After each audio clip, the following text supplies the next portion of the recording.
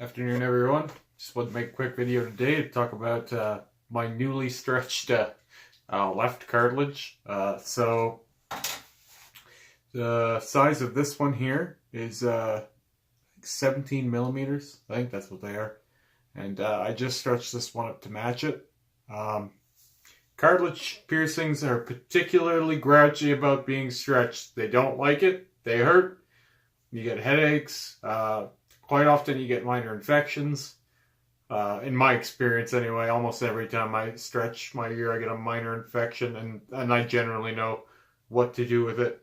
But it is my goal size. I've had this one up to this size for quite a while. This one has lagged behind for quite some time. I had them both at the same size, and then what happened was the one got so swollen I had to go down a size over here.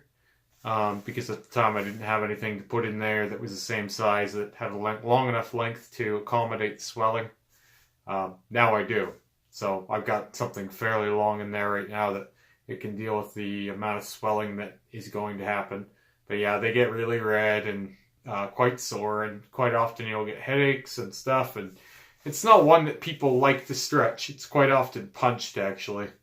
But I've stretched everything. I haven't punched any piercings, and I probably never will, for all kinds of reasons. Like, for one thing, I like to kind of get used to things as I go.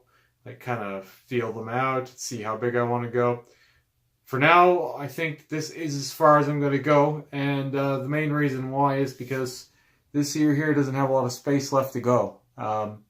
Sometimes when you stretch piercings, one size doesn't stretch quite the same way as the other one. So even though these two piercings were pierced in the same exact places on my ear, this ear here has a lot more ear ridge left than this ear. So I technically could take this ear farther than this ear, even though this ear seems to be harder to stretch for some reason. I don't know why, if it's because it goes more inward with the stretching, where this one went more outward.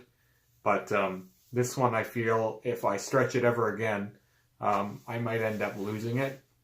I've actually had to take out this one here because I ended up losing quite a bit of skin there, and it was going into a tear, and I could tell, so I just took it out. Overall, I don't really miss it that much, but it does break up my nice tunnel stretch I had there.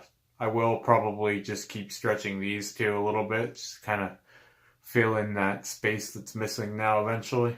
I don't know when I'm going to do that. I like to be just kind of doing one thing at a time, you know. It helps me kind of not be sore all over the place, piercing-wise, and also I know the long term, I don't really like the idea of not being able to stretch anything, but I also don't like the idea of having holes that are so big that I don't look quite myself anymore. So I like to leave little projects open to myself for later times, right? Like for a while there, I was messing with my traguses, and I just stretched my my medusa up. Recently, stretched my septum. Before that, I moved up my labrea size. My cartilages have both gone up a few times in the last year. Just kind of trying to get them a little bigger. See how far I can go with it, kind of thing. Like I said, I think this is as far as this one can go. But for reference, I can now stick my pinky pretty well through there. If I didn't have this jewelry in, I could stick my pinky all the way through. So that's how big that is. Not quite as big as my septum. I can actually... Hold on. Stick my whole finger through my septum. I could kind of keep going, but it takes a little bit of lubing up. But let's put that back in. Oh. Yeah, so it's not quite as big as my septum, and I don't think it's going to get to be. Because like I said, I could probably take that one up to the same size as my septum, but then I'd be uneven, and kind of my goal was to get them both big and get them both even, right? Like, so I don't really want to be asymmetrical. I'm a very symmetrical person. If you can't tell, everything that I have on one side is mirrored on the other. For me, not being symmetrical kind of drives me crazy. Some people love it. Like some people can get just a cat here and like a big rose over here, you know. But if I've got a rose here, I gotta have a rose here. Whereas if I black out one of these roses, the other one's gonna have to go too. You know, same thing with the stars. That way I'm even. Speaking of tattooing, last video I did, I had my Sanderm wrap on, and I don't anymore. And also, I have most of the movement range of my neck back. For a couple days there, I was walking a little bit like Frankenstein's monster, you know, all shoulders. Like if I had to turn my head, I'd turn my whole body. Or I'm really looking at the side view, like the peripheral, because I can't move my neck too much. You know, sleeping was like, ugh, like real kinked. But yeah, no, it's all healing up pretty good. Most of the pain is gone now. Now there's just some muscle stiffness. It's actually been quite a while since I've had this area of my body tattooed. I'd kind of forgotten how stiff your neck gets. It was like, I think it was probably, 2012 I had the back of my neck tattooed. So long enough, and I've never really touched it up much. Long enough ago that it's easy to forget when you're getting new spaces done all the time, right? You're not necessarily going to remember every single space. I mean, unless you get them all done multiple times, which by the end, I mean, I may likely get many of them done multiple times. Almost everything up here has been done 2 or 3 times now, so. But yeah, no, still, as far as tattoos go, still trying to figure out if I can change these face tattoos. Kind of brainstorming that, and I did get my Labray jewelry in last week. The red jasper that I had been expecting if you've watched earlier videos. I'm not too fond of the color though. It wasn't quite as red as I wanted it to be. And it's not like I'm upset about it. In fact, I ordered another piece of the same kind of jewelry. The same make and same like sterling silver outlay. It's just going to be a black onyx instead of the red jasper because I found the red jasper just a bit too light for my liking. Like it just doesn't, I think I could wear it now and then, but it would be kind of thing that you have to like plan your outfit around kind of thing because this is like, otherwise it just looks like kind of like a big red button in the middle of my face, like a light red button, like right here is kind of what it looks like to me.